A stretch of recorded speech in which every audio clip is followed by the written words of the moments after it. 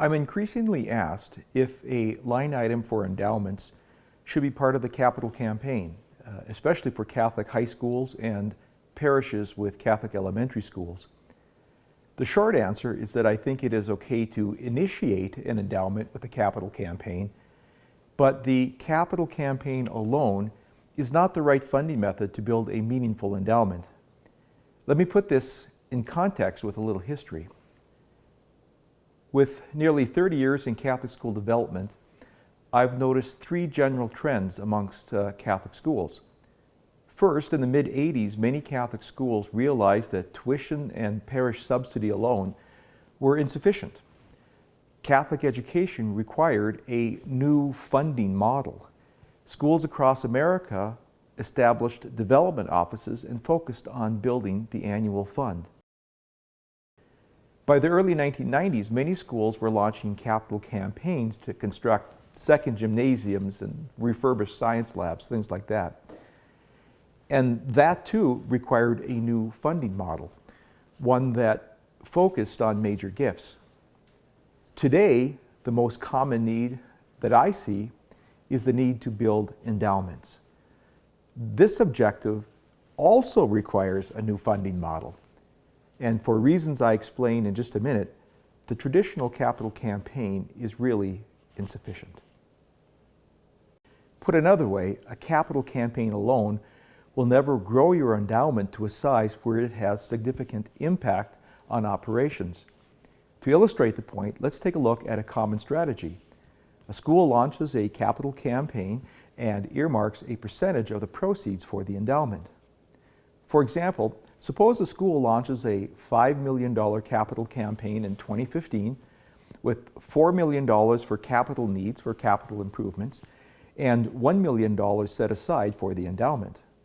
The school completes the campaign in 2016, a year later, and pledge payments are received for the next 5 years. So by 2021, the school has increased the principal of the endowment by an incremental $1 million, thanks to the pledge payments to the capital campaign. So now, if investment managers are fortunate enough to return 7%, with 2% return to the principal to offset the effects of inflation, by 2021, 6 years in the future, the school would have earnings of 5% on that $1 million, or $50,000. Not an appreciable impact on the school's overall budget. So the first takeaway from this example is this: setting aside a portion of a traditional capital campaign, even if it's as large as $1 million, for the endowment is not sufficient to grow the endowment to a meaningful size, to a size where it has real impact on the operations of the school or the nonprofit organization. But there's another equally important drawback to using the traditional capital campaign to fund an endowment. It limits your prospect pool to the 1 or 2% of constituents who have significant wealth or disposable income. If you think about it, by necessity, capital campaigns narrow the focus of solicitation.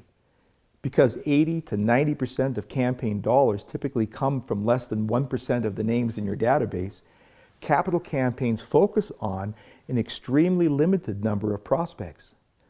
I still do a lot of Catholic high school capital campaign work, and I can tell you that in every one of them, success rides on the shoulders of literally 10 to 20 donors, right? All good development directors know this. They know that if their capital campaigns are going to be successful, they have to focus on people who have significant disposable wealth.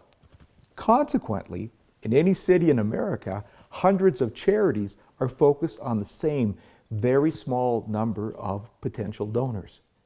And it's only going to get worse as wealth continues to be consolidated in fewer and fewer hands, right? Consolidated in fewer and fewer hands. So the second takeaway is this: capital campaigns by their nature force you to focus on an extremely limited number of prospects who have immediate disposable wealth. That leaves non-disposable wealth on the table. For example, imagine a donor who owns a privately held company valued at $10 million. He's not able to give you a portion of that company only a portion of the revenue that that company generates, which is really a fraction of his overall worth.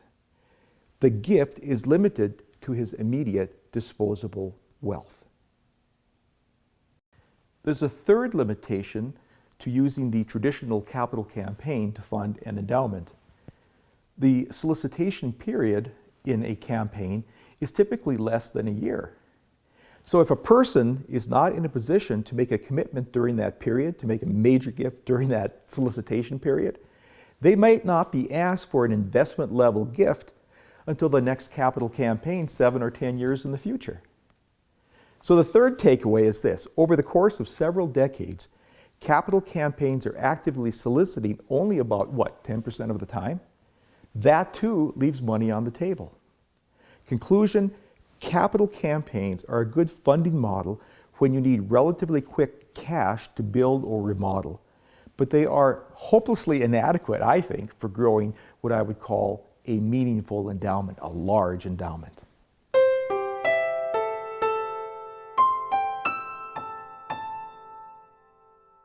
There's a better way to build an endowment. Begin a planned giving program. There's 3 reasons why an ongoing planned giving program is better suited to growing a large endowment. First, the largest gift that any institution will ever receive is likely a planned gift, most typically an estate gift. And the reason is obvious. Estate gifts come from one's accumulated lifetime assets. Second, planned gifts dramatically broaden the prospect pool for significant gifts. You no longer have to rely on just the 1% who do major gifts for capital campaigns. If an individual has even a modest, loyal support over the years, they qualify as a planned giving prospect. To illustrate, let's look at my own mother and father. Mom and Dad had 3 sons, and all of us attended Catholic schools in the 60s and 70s. When I was in 7th grade, the sisters gave me work as a janitor to cover the tuition we couldn't afford. So forever thankful, Mom promised Sister many years ago that she would make an annual $100 donation to the school in gratitude for the education that her 3 sons received. Now she's 80 and she still keeps that promise. Well, as you have guessed by now, Mom and Dad are not wealthy. Mom worked in the kitchen of a nursing home for many years, and Dad was a maintenance man at the local hospital.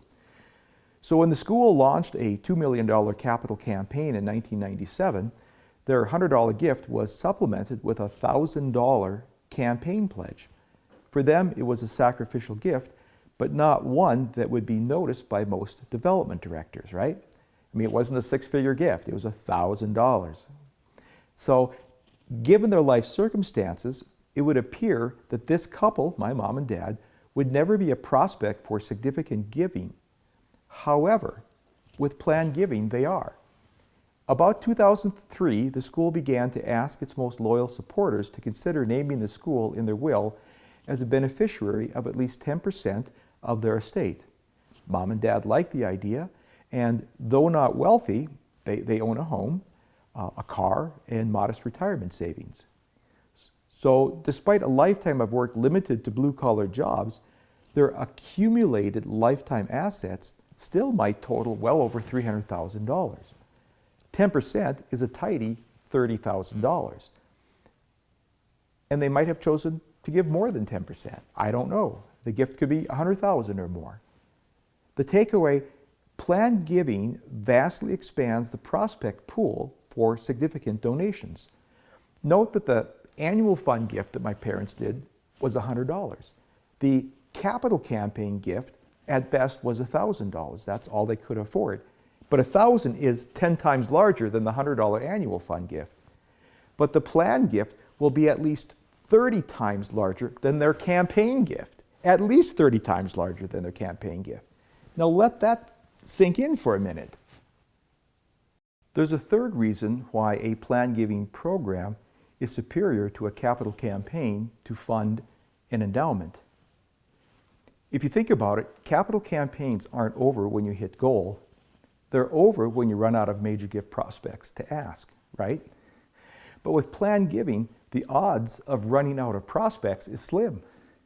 The takeaway: Because the prospect pool is so much bigger than the traditional capital campaign prospect list, solicitations are ongoing and not limited to a few months every decade.